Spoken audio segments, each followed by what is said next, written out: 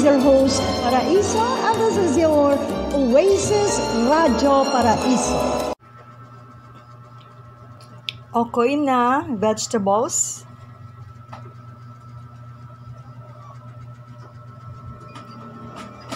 Let's have dinner.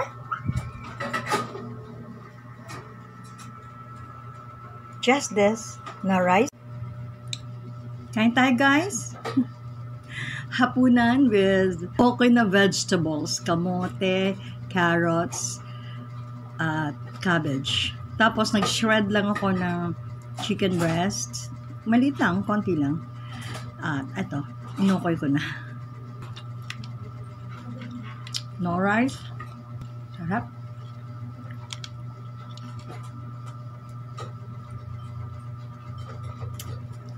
Last time, yung suka may konting sugar.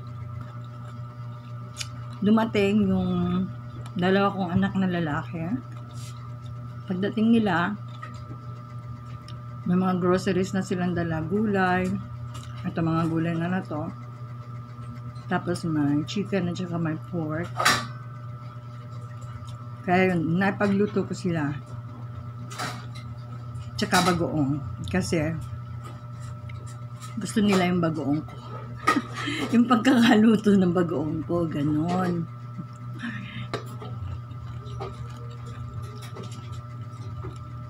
Maaga ako naghapunan. Kasi pagkagising ko kanina, yung kalingking lang ang kinain ko. Walang rice, so syempre madaling magutom. Nainayos yung dalawa kong anak kahapon sa silong. Kasi pinapasok ng tubig baha. Kahapon nagpalumpia sila. Kung kinulang ako ng ng lumpia wrapper, dapat ganito na lang gagawin ko sa natira. Kaso, kasya naman. Coffee. Nakagawa ako ng 3 ganito, kalaki. Yung kanyang batter ay harina, cornstarch, at saka isang pirasong egg. Beat all of them together. Tsaka mo ihalo yung maninipis na hiwa ng gulay.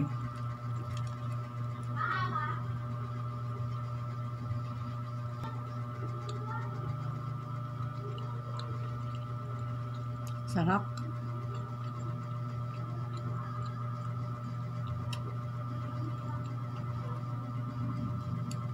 Kain tayo.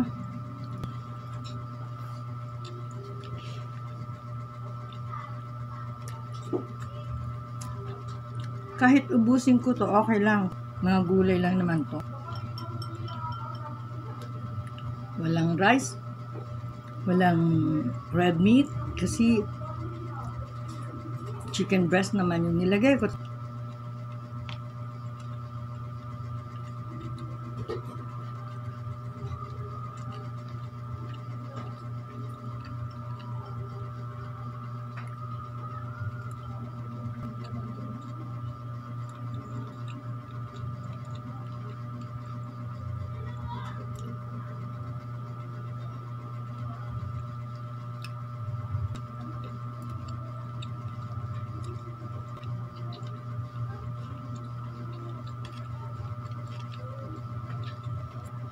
Ang sarap.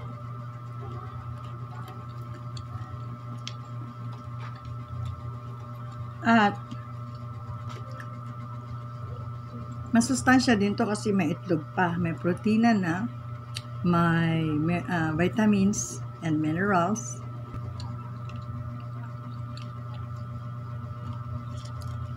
May natira pa mga gulay na hindi pa luto. So, ito na lang ginawa ko. Diba?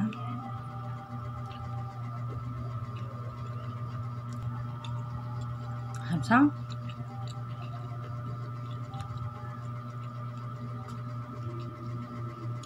Para sa'yo? Asan ka na ba? Asan ka na ba? Lagi kitang sinusubuan, wala ka naman eh. Joke lang.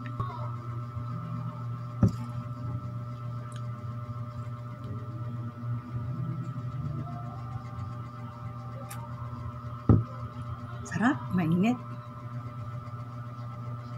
Katitigil lang ng ulan. Kanina, sobrang lakas ng ulan. Hindi ko pala kayang ubusin yung 3. Busog na ako eh. May isa pa. Mamaya naman yan pag nagutom ako. Kasi ako, kapag hindi ako kumakain ng rice, every 2 hours ako kumakain. Mga ganito lang. Anything pika. Strictly no rice. Ayun. Mamaya naman to.